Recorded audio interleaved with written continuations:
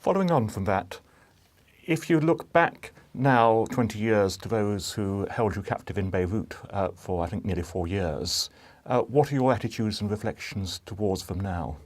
When I look back on the days in Beirut and look at the conflict there, some people might interpret it purely as a religious conflict. Now, I think anywhere in the world where you have conflicts that are identified primarily as religious, that is not necessarily the case. Religion is but part of a much broader picture. You have the social, the economic, the religious, the ethnic elements in conflictual situations.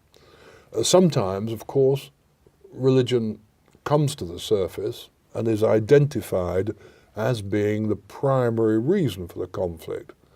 And I mean, one only has to think of, let us say, the conflict in Ireland between Republicans and Loyalists.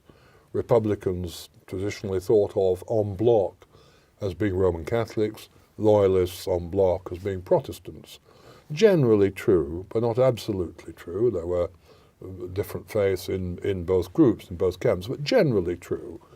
But having said that, to describe the conflict in Northern Ireland as primarily a religious conflict is not really to make a fair and proper analysis. It was much deeper and more complex than that, although religion was an element and an important element in it. Now, if I look back to Beirut, I can see the same factors at work. The group with whom I was dealing were a group from the Shia branch of Islam, and the Shia in Beirut, of course, had always been kept in a subservient position within the constitution of the country.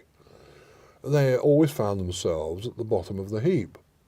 They had to fight for recognition.